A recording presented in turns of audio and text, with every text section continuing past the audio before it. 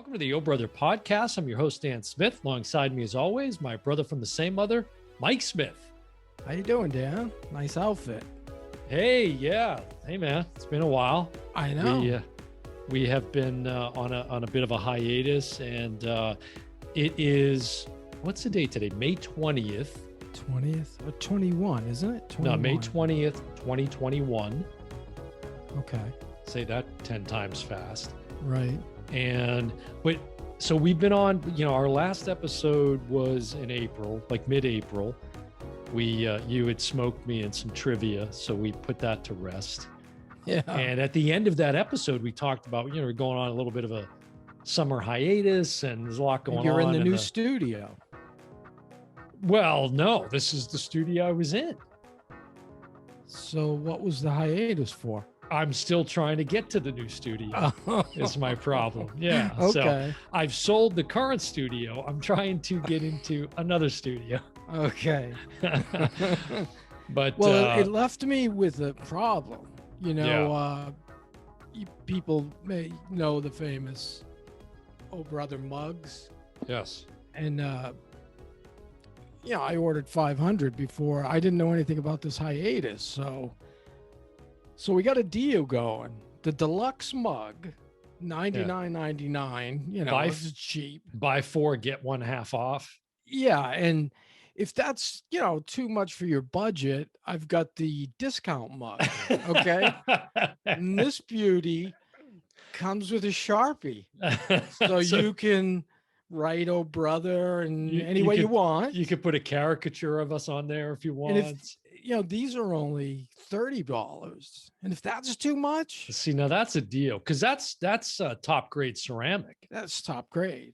People are saying, I need the red. I like the color.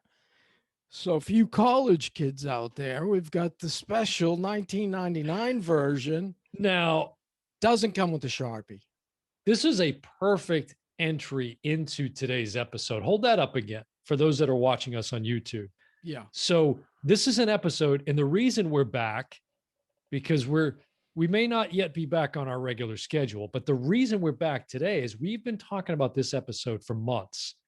Mm-hmm. And what we're going to do today is we're going to talk about why you should love the movie Solo, mm-hmm. a Star Wars story. And Mike is holding up the infamous red Solo cup, which was the working title of Solo, actually. You know how they always have these sort of secret titles? Yeah. And it was called Red Cup, is how they refer to it. Yeah. So that it was very ingenious of you to have that at the ready, the prop. He's the prop meister, folks. Now, before we get into that, as we always do, if you are not currently following us, make sure that you do. And the easiest way to find all things Oh Brother is to go to our official website, which is ohbasandbrotherpodcast.com, ohbpodcast.com. You get access to everything there. We've got reviews out there on a number of films. We have a blog that we put up that Mike is responsible for primarily, and we've got a recent one out that we just published, a new blog, and that's been getting some good feedback already. Did you want to comment on that? Yeah, I did, because Charles Grodin died this week, and I wanted to do a shout out because funny guy. Yeah. One of my favorite movies, Midnight Run. Him and De Niro. If you have not seen that movie, it's rough on language. I always forget the language. It is. I put it in and I forget who's in the room, and I'm like, oh my God, I forgot how much the language is, but it's so funny. It's a great film if you haven't seen Midnight Run. I think Cortez the Collector, if you follow him on Instagram, he had just posted an image of that, and I had responded back, #Midnight Run. It was I think he posted an image of Grodin. Yeah. And that movie's phenomenal. And Grodin was one of these guys that something we always loved, like Steve Martin, these guys that just had the most infamous appearances on late night, particularly like Letterman. Letterman, yeah. And then later Conan. But Grodin was one of those masters. He's one of the original that really brought because you that. could never tell if he was angry or if it Never. was real or if it was a work or whatever. Just a funny guy. A comedic genius, and definitely miss him. But he gave us, he leaves behind a real nice body of work. So yeah, which I'm sure you've got. You could probably do a Grodin stack on Instagram if you yeah, I could. to, I'm sure. But make sure you follow us on our website. You can check out the blog there. And you can also subscribe to our YouTube channel there and follow us on YouTube if you prefer, and like our videos. But we're excited to get back into it. It's been a while. So it'll be fun to have this conversation today. And, the reason that we are doing this episode now is because we're coming up on the anniversary of this film. Which might be one of the problems with the way it was received. Right. And we'll talk about that. Yeah. So Solo came out May 25th, 2018. So we're right around the corner from the year 3-year anniversary. Another anniversary that we're about to celebrate is the 1-year anniversary of the Oh Brother podcast. That's right. So that's coming up at the end of May. And, just a quick thank you to all of those listeners, the folks that have given us support over these several months this last year. I think it took on a shape that we couldn't even have expected. And, we had a sense of what we wanted to do, but, and was still, I think, for me anyways, in that mode of where's it going to go next and what's right. It's still got that exciting element. Like when you go back to the original, and it's just tough to which I listened to today a little bit. Tough. It's interesting. Yeah. That intro is painful for me to listen to. Not the music. It's just me doing the intro is pretty rough, but so yeah, so in celebrating these events, let's get into talking about Solo: A Star Wars Story. Cause as you just mentioned, this came out shortly after the release of the infamous sequel trilogy film, The Last Jedi, right? Which was released in December, I believe, of 2017. Yes. And then we turn around and just a few months later, we get Solo. But I remember seeing the trailer for Solo during the Super Bowl. Yeah. Is when they first released it. And I was pretty hyped up. I was thinking about it today, and I would have to say Han Solo is probably my favorite character. And that's why you dress like that every day of the week. That's right. It's like Jeff Goldblum in The Fly. I have several of these outfits in the closet. Yeah.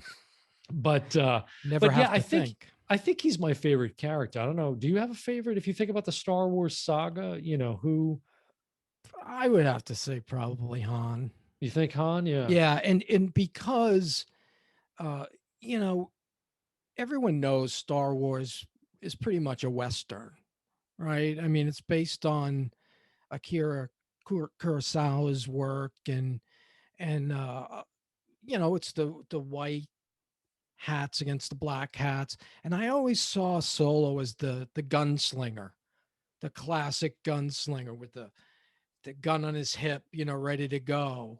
Which I also have. I don't have that on right now, but I have that. And it ties around the leg. Yes. But, to me, I don't know. He was the most relatable, I guess, for me. Yeah. And he was the most outside of not the universe, but, he was this kind of renegade. Yeah. Rogue he was character. An outsider because he's not a Jedi. He's he's like the scoundrel and the yes, and this origin story, which is what Solo is really well done. You brought it up already. It came out in May, which I think was a mistake. I think if they had held off and let the bad taste of The Last Jedi get out of people's mouth. That's right, because we didn't really elaborate, but that was, as anybody that follows Star Wars knows, that was very divisive within the Star Wars community. Yeah, you either liked it or you hated it, and most people hated it. It did the money. It did money. If you look at it on paper, it did really good, but I'm not exhausted. Well, and I'm not one of those Star Wars fans that hates The Last Jedi. It's not my I hate it. It's not my favorite film. Well, see, I don't hate it because there are aspects of it that I enjoy. You know, there are some, for example, the throne room scene, just that lightsaber duel between Snoke's and Kylo Ren and Rey. That to me visually was very stunning. Again, there's not a lot to it that appeals to me. Yeah. But there are some things that I do like about it. So I'm not going to sit here and just totally bash on it and hate on it, but that was the majority opinion, as you said, and it did carry over into the reception of Solo. There's just no denying that. No question. And here, I think Disney got a little greedy because, you know, these films always came out at Christmas time. Yeah. Every one of them had like a Christmas release. And then they pushed up Solo to go in May. And it just didn't really fit. It's interesting because I didn't mention that May 25th, 2018, of course, the anniversary of Solo, but that's also when A New Hope came out in theaters in 1977. Did that come out in May? Was May 25th. But that, you know, that was such a different time for movies. And that's when movies stayed in the theater for a year. Literally, I remember driving by the local theater and seeing, you know, Indiana Jones in its, you know, 57th week. Yeah. You know, and that was a different time. Now it's 2 weeks and boom, they're on Blu-ray or now digital. Well, you mentioned you hit the nail on the head, which is, I think, the biggest issue was, and again, let's not lose focus of this episode. We are here to say why you should love this film. Exactly. Because as you point out correctly, rightly so, is there was a lot of Star Wars fatigue going into this. And much of it was to no fault of this film. The outcome that we got from Ron Howard. In fact, I want you to talk about how we even got to that point. Can you talk a little bit about how Ron Howard came to the production for those that might not know? Yeah. Most of our listeners probably know, but for those that may not know, I'll give you the quick and dirty. And also Lawrence Kasdan's involvement with this and his son. Yes. Yeah, if you can touch on that. Well, Lawrence Kasdan didn't really want to do it. He was done pretty much after Force. But then they came up with this Solo idea, and that's his favorite character. Well, and his relationship to it from The Empire Strikes Back. Exactly. Which my top 5 films that is on that list.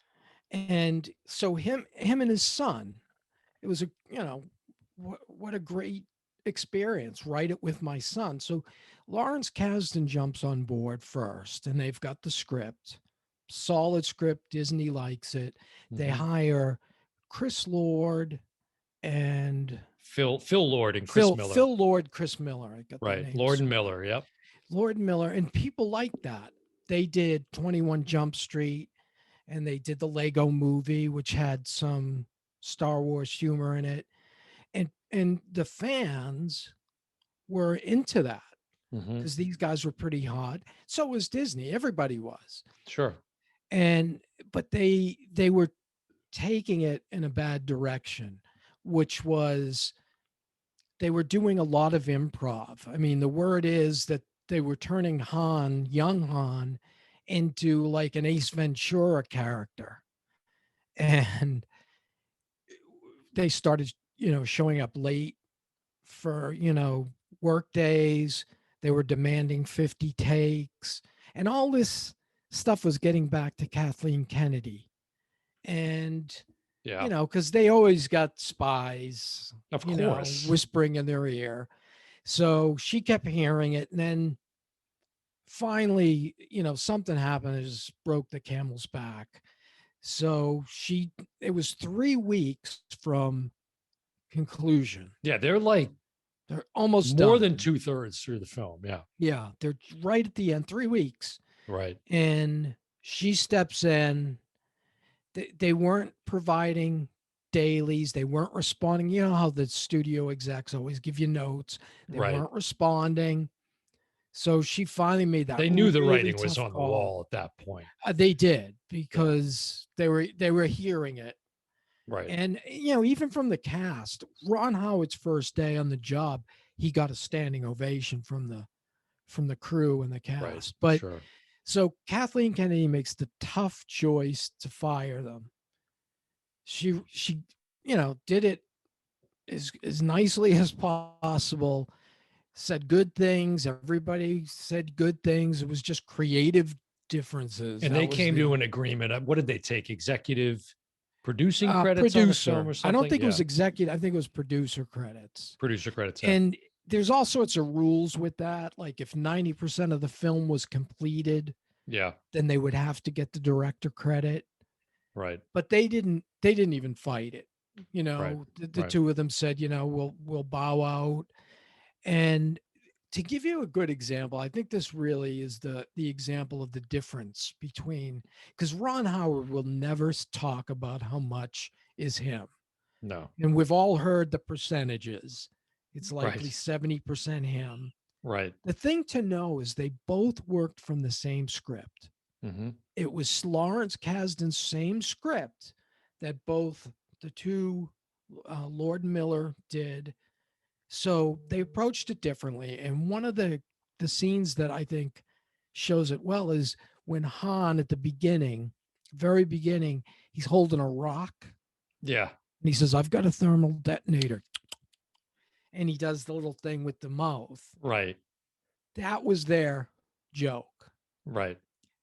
It didn't work for me. I didn't think it was funny. What is that you got? That's just a rock. That's just a rock. And you just made that clicking sound with your mouth. That's pretty good. That's Lady Proxima. That's pretty good. I like that. So that gives you an idea. That one that's where they were going with that. And I don't think it would have worked. Well, yeah, that did work in the final result, edited I film. didn't really like that scene. It didn't bother me. And think again, it was funny. But I think it's important to point out, especially with Han's character, it's not uncommon for that kind of hokey humor to find its way into Star Wars films. I mean, you think about A New Hope and that scene when he and Luke are dressed up as stormtroopers and they're trying to rescue Princess Leia. Mm-hmm. And they're at the control board and Han gets on the mic and all good here. Nothing to, I'm all good. Yeah. Right. I mean, there's some goofy moments like that. It isn't like we've not seen that before. But I think they were taking it. But they were going over the top. Again, you said Ace Ventura. That's a good comparison. And then Ron Howard comes in, and like I said, they were demanding, Lord and Miller were demanding 50 takes each scene. Yeah. That's excruciating. And don't think Ron Howard was coming into this thing thinking this was a walk in the park. Right. He wasn't sure. Right. From the beginning, if this was going to really fly. But he's got a relationship with Lucas, right? That doesn't hurt. Right. Who showed up on set? Exactly. Least, as soon as he took over, we get the picture of him and George on set. Well, and what's their earliest history for those that don't know? The American Graffiti. Yes. Yeah. Which George Lucas, if you haven't seen that, go back and watch that film. Yeah, like everybody, Laverne and Shirley. I'm surprised you don't have that in your backdrop. I don't. That's a bit of an epic Oh Brother fail. I know. I should have put it up. But I've got all Star Wars stuff up. So yeah, and I've got Solo up, of course. But actually, a quick pause, and then let's gush on this film a little bit here in a second. But before we do, I want to give a shout out to Mike here, my co-host and brother from the same mother. Mike hooked me up recently with a couple of amazing Funko Pops. He knows I'm trying to build up that collection. I'm getting in deep now. Like, I think this is going to become my thing. Yeah, your physical media. But I realized how perfect it was for this episode because he got me from the Solo movie. Yeah. Han Solo and Lando Calrissian. Right. Which for those watching on YouTube, you can see behind me here, poised ever so perfectly beside the solo disc that I have set up. And then, of course, on the other side, we've got, from Mandalorian fame, we've got Grogu, Baby Yoda, if you will. And up above, he got me these very cool C3PO R2D2 limited edition Funko Pops that are totally sweet. I should take snaps and put those out on Instagram for those that can see it up close. But you notice that I kind of went just full steam with Funko Pops on the shelves. Yeah, I noticed. I kind of like that. And which I kept was them in the my packaging. It was part of my thinking. I thought, yeah, no, I love it. Your shelves. I love it. But now I saw this in the theater. Did you see this in the theater? I did. Okay. I couldn't recall if you did. I've seen it more than once in the theater, or I did because you were like, go see it. You were kind of pushing me. Yeah. And now we did. I try to avoid the theater, honestly. Yeah, we talked about that on the show before, that we're not huge fans of a crowded theater anyways. Correct. An empty theater all day, all night. I'm there. Right. And when I went, it was fairly empty. I went to a late show during the week. Yeah. Which is usually quieter. Yeah, I saw it. I want to say 2 or 3 times in the theater, and I've seen it several times on disc since then. And it's one of those films I like more and more every time I watch it. Yeah. And I watched it on May the 4th. Yes, everyone was watching probably their favorite. Right. And then I watched it again just 2 nights ago. And there's always something, especially in the directing. I just love what Ron Howard did with it. Yeah. And let's be honest. This was DOA before it hit the theater. Right. Yep. Because of the bad press. Right. Because there was rumors that how do you say his name? Who's that? Alden Ehrenreich? Alden. Yeah, is that how you say it? Alden. Yes. I for some reason I look at the name and I can never say Alden. it right. Yep. So Alden, he was getting a lot of bad vibes from, I don't know, fanboys or whatever on Twitter saying, no, he's not right.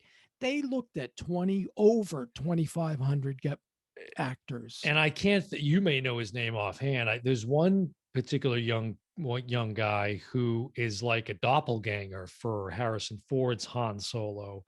Really? Don't know that he had the acting chops or not, but he was somebody that was, being considered, I guess, as part of that. I'm sure you can see that on Wikipedia or Google it or whatever. But yeah. But and he even in the solo disc, do you have more than one iteration of this? I do. I have 3. So this one here that I have yeah, that's like the regular one. I mean, if you can't even just love that artwork, I know it's beautiful. And look at the cover, look at the back, look at that. Yeah. Right. But there's a documentary on here that's over an hour long, or it's a series of documentaries. Yeah, I did. And he talks about how I think he did like at least 6 auditions for this role. So yeah, it was no secret. It wasn't a lock by any stretch. And I want to talk about this relationship here in just a minute, but go ahead. I sort of, I was saying before this hit the theater, it was done. It was dead. Yeah. And it was getting all sorts of, because they changed directors. Oh, it must be terrible. Right. And again, The Last Jedi stink. The Last Jedi, the bad taste from that. Oh, Star Wars is done. Right. JJ just copied the original they were starting to rag on all of them. And it was just there was just a bad vibe out there. Yeah. And a lot of people didn't go see it. This is one of those movies that people have dogged that didn't go see it. And I always hate that when people say, "Oh, that was terrible." And I said, "Oh, when did you see it?" "Oh, well, I haven't seen it. I just saw the previews." Well, it's funny you say that because, as you know, I'm a big fan of the Rebel Force Radio podcast. Yeah. Now, if you're looking for a Star Wars podcast, there is no other. You got to check out the guys at Rebel Force Radio. And I was actually listening to, I told you this, I was listening to their episode they did back when this film, sometime after the film came out. because as you know, one criticism we have of the physical media, at least, is there's no commentary. Right. And so Jimmy Mack and Jason Swank, the hosts of Rebel Force Radio, they did a audio commentary episode on Solo. And on that same episode that they did, Jimmy Mack, his brother Bill, who's an original trilogy Star Wars fan too, he's kind of in the same age range. He commented on that same thing, how a lot of people he would talk to about it, they'd be like, and then he'd find out they never even saw it. Yeah. And they were forming this opinion about it. Yeah. Which is, and you know. That really bothers me because, and you know, I read, you're talking about reviews and the Rotten Tomatoes, and I read a critic review. I usually don't read them, and I read one a couple days ago. And the guy said, yeah, you know, the first third of the movie was and then Ron Howard finds, and I thought the first third of the movie was fantastic. Now there is the only from a production standpoint, I have a little bit of an issue with some of the scenes. It's certainly in that beginning portion they're very dark. Yeah. It's very like visually, it's just hard to sort of see and make out some of the stuff. But no, I agree with you. I mean, first of all, like Rogue One, there's no scroll.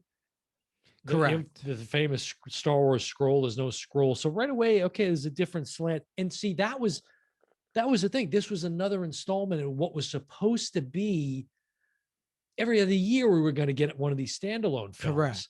And unfortunately, again, because of the baggage that this now carries with it, we're not getting that. And a lot of that's been pushed to the streaming service on Disney Plus. And I'd love to see these characters more. I would love it. And that's a perfect platform. Yeah. You know, and Alden's contract, I think, had him locked in for 2 more films. Did it? Yeah. And so, but I look, there's since been a hashtag campaign that has surfaced, and Ron Howard has responded to it and said, if there's going to be a sequel, it's up to the fans. And there's been a Make Solo 2 Happen hashtag. Oh, really? In the past on Twitter. And I even participated in that at one point, but you know, and so it's not Ron crazy Howard to think that could happen. Yeah, he is active on Twitter, and I've tried to catch him, his eye, you know, with comments, and it's usually about Solo. Right. And I like his brother Clint too, but right from the start, the movie starts out with a great, you know, Han is in a speeder that he just stole, he boosted, and I just love the way those were filmed. Like, you know, again, go back to the Western. He could have been on a horse, you know, same. Yeah. But the way the speeder moved and the way it was filmed is unlike anything I've seen. So good. And, you know, right at the beginning, he's got a POV, a point of view shot from the dice, which, you know, is a significant part of Han. Well, but it's very obscure in actually a minor element in the Star Wars films. I mean, it's briefly spotted, I think, in A New Hope. Yes. And that's kind of the only reference, but in the fandom, that's a big deal because of the detail. Yes. And it shows a certain level of respect and commitment to, you know, those sort of fine points, you know, right. That we as hardcore fans would recognize. And Ron Howard has called Solo, you know, if he brings it down to like one phrase, he says it's a love story between, you know, Han and Chewie. I'm a heck of a pilot. Yeah. And the critics thought, well, we don't need to know. And okay, this was one of the details I didn't like, is how he got his name. That was a little. I was okay. But again, that was in the. Yeah, I was okay with it. I know what you mean. I mean, maybe you wanted a little bit more meat on the bones with that, but I thought it worked within the context of the film. And you know, you mentioned Chewie and Han, which I would agree. I think that's exactly what this is. I think that's a great way to put it. That's a fair representation of it. and everything else is ancillary. And again, why you should love this movie, if for no other reason than to watch the origin scene of them meeting. Mm-hmm. It is really funny, just fantastic. It's funny, it's intense. Yeah. And I loved it. I loved it. And the other sequence, which is I'm just, who else is in the movie? And I'm blanking on his name. It's a great Woody Harrelson. Woody Harrelson. Yeah. He's in the movie, does a great job. He's almost like a mentor to Han. And their relationship kind of diverges at the end, but he's got a girlfriend, and then they decide to boost this. Well, they had to.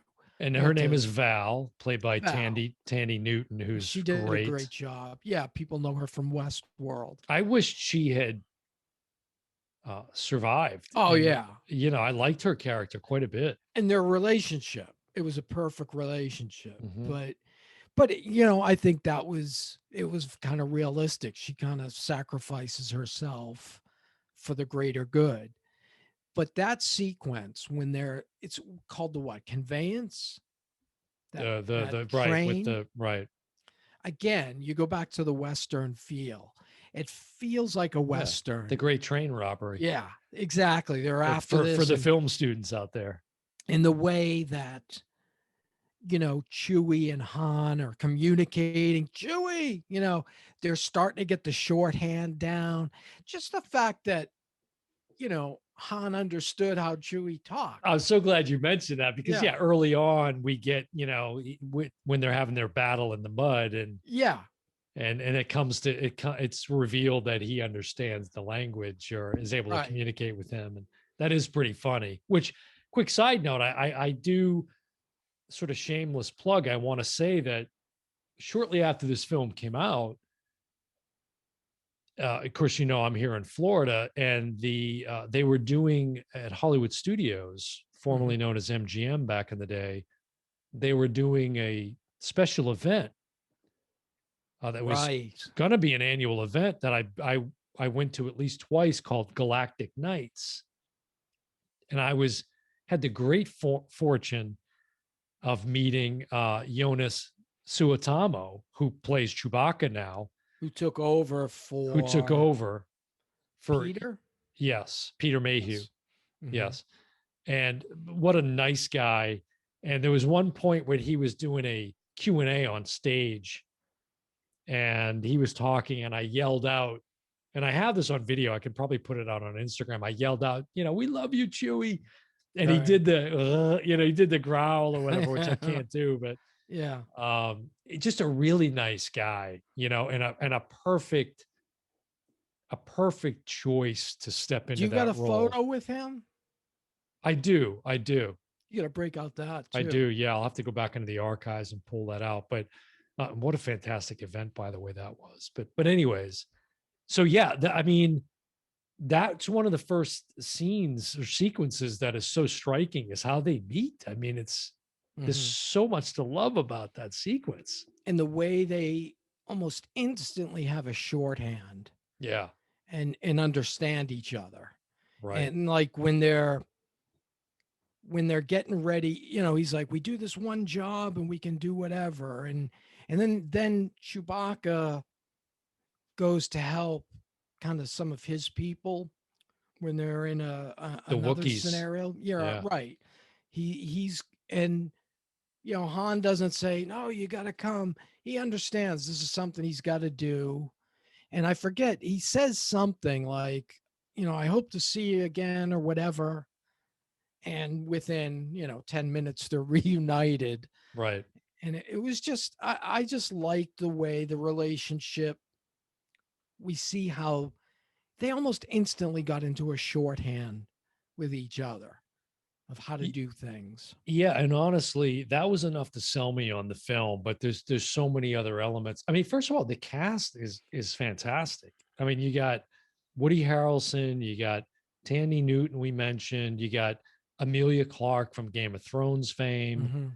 Mm-hmm. Of course, Alden Ehrenreich, who I think just did a fantastic job with the character. In fact, there's one point early on where he and Emilia Clarke's character Kira get separated at the Corellia, whatever that, Yeah, the gate, the port they're at. Yeah, And there's a it's little, like they're crossing the border. yeah, and there's a brief, right. And this is shortly after the sequence where, well, no, I guess it comes after where he, gets his name, but there's a very short dramatic scene there by him that I just love, when he yells out to her. I'll come back. Because she's being taken. Exactly. Yes. So say what you will, and all of these rumors and all of the bad press about his acting and this and that. But in that moment, just a really great performance by him. So, if for no other reason, then I would love people who haven't seen this film or who have and hated on it, give it another chance. Yes. There's a lot to like. It's visually. There's a lot of visually stunning things. Like I said, when Han's in the speeder and the way he takes the turns, it brings me back to American Graffiti when they had some car chases in there, and the way he does these 180s, right? And it's just a fantastic. I don't know how they filmed it, but it looks so good in that conveyance. Why they didn't have that as the ride when they opened Galaxy's Edge. Right. Like, well, as soon as I saw that, I'm like, that needs to be at Disney. I know. It's kind of indirectly infused there somewhat, but yeah, I know. I agree with that. And you got what? Donald Glover. Yes. As Lando. You were going through the cast and you left him out. As Lando. But his was a smaller part. Which is why I'd like to see more. Yes and no. Of these younger characters. Right. Because I would have liked to see more of him. Well, and I'd love to just see more of the evolution of their relationship because it's so prominent and significant in Empire Strikes Back. Again, my favorite Star Wars film, that I just love to see more of how that evolved to get to the point at which it is when you see them in Empire Strikes Back, Yeah. And then Paul Bettany, of course, he was a replacement. Comes in, right? Well, he was one of the big replacements. As you hear in the documentary, he was begging to be in the film. Yeah. And he had a relationship with Ron Howard. Yeah. So he was like, hey, I'm willing to do. And that's the thing. Like when Force Awakens, you had Daniel Craig as a stormtrooper. We don't know how many famous people were on that set in character, we also had Jamie B. Chambers, who we interviewed on the O Brother podcast, who was a heavy gunner stormtrooper in Force Awakens. Yeah. So this is a nice tight movie. It's a tight 90-minute movie. It's fun. It is fun. It's got the action. Yeah. It's got the humor. It's got the action. It's got a good set of characters in it.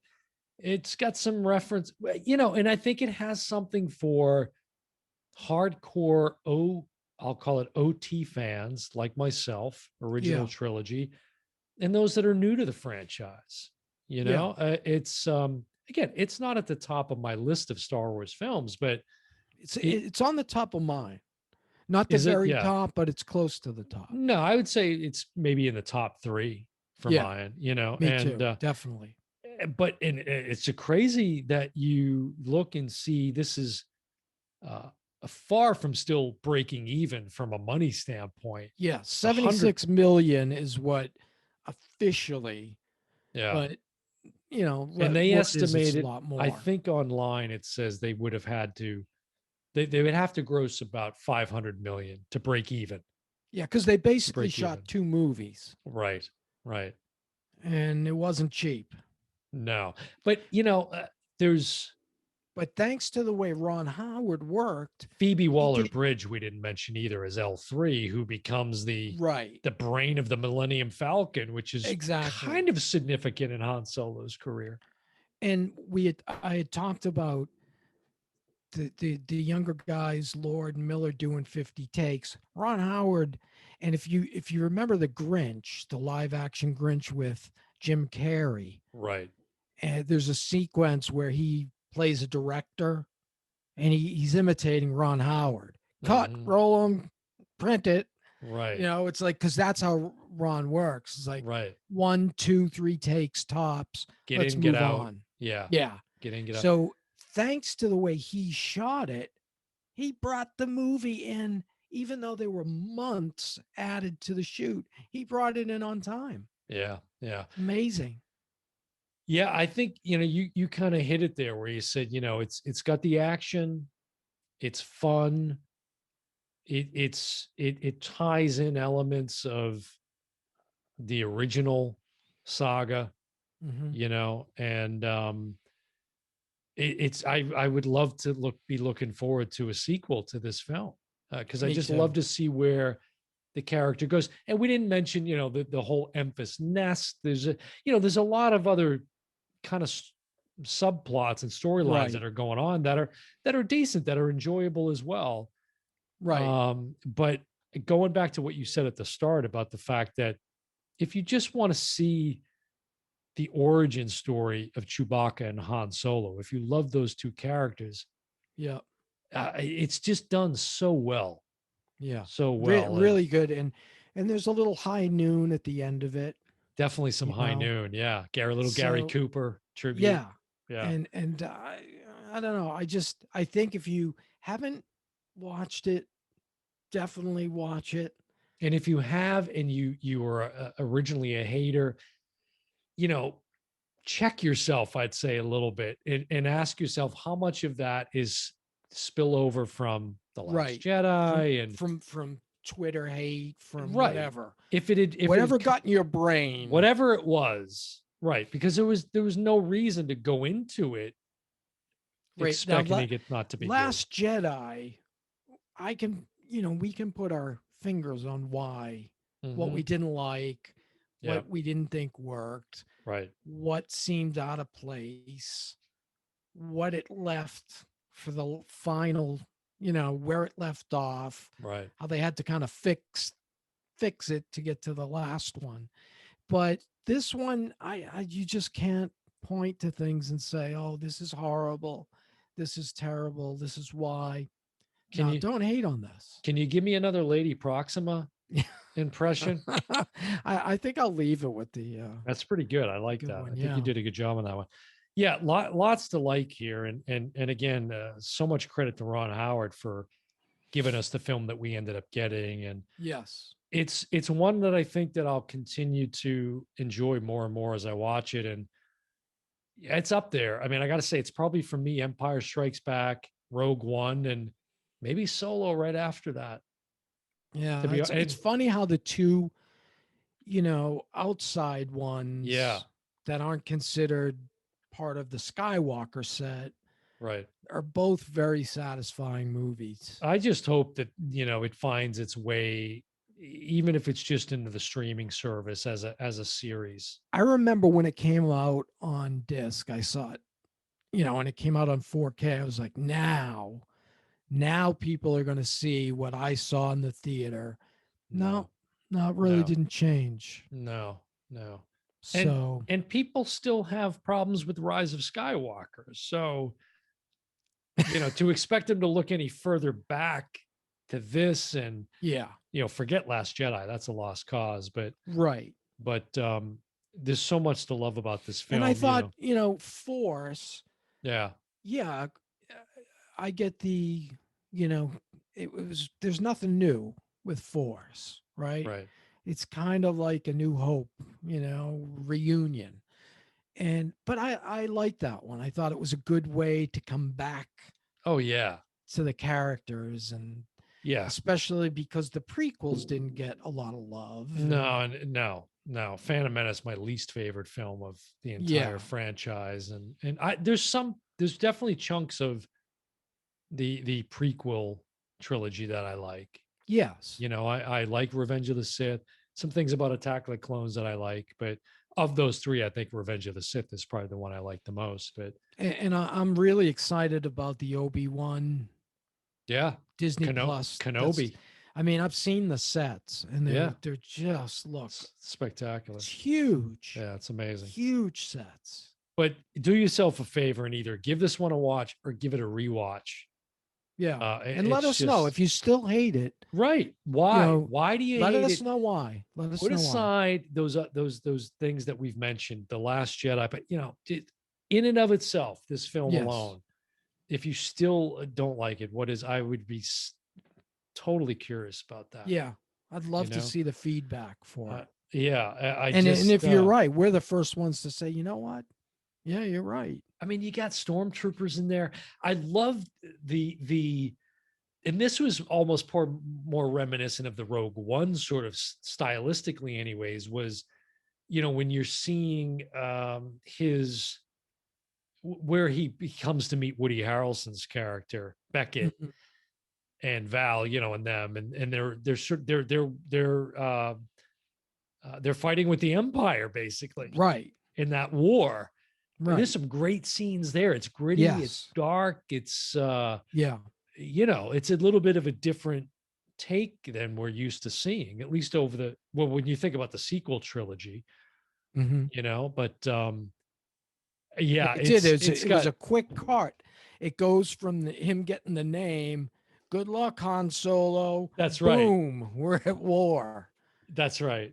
We'll make it. What does he say? We'll make a soldier out of you, or we'll make something whatever. like that. And then he goes sailing through the air. Exactly. Because we could have done a scene analysis on this one and broken down so many different scenes, but we'd be here forever. So, is there anybody we didn't mention? I think we mentioned all the main cast. We definitely mentioned. And I think one of the criticisms I've heard from people over the years is about the relationship between Han and Emilia Clarke not being, and you know what? The relationship, it's not about them.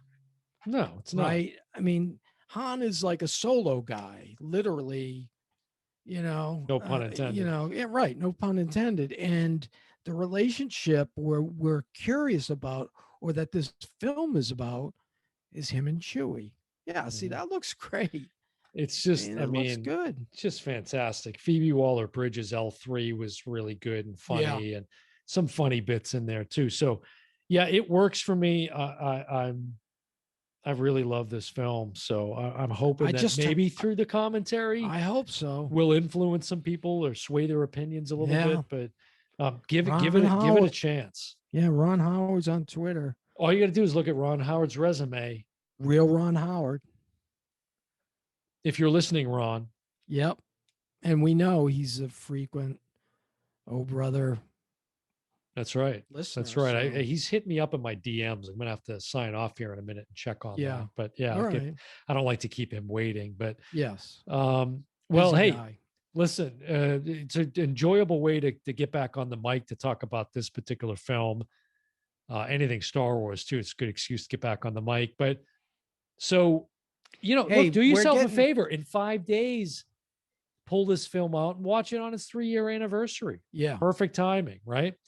And by the time you hear this, we're getting back to that place. And you know what was a big tell to me that we're getting back to normal was, I talked to you last week, and something we used to do frequently is, you were like killing time. So what did you do? You just went to the theater. Right. You didn't go to the newspaper, didn't see just go to the theater. What's starting next? All right, give me a ticket. Right. And we used to do that all the time. Yeah.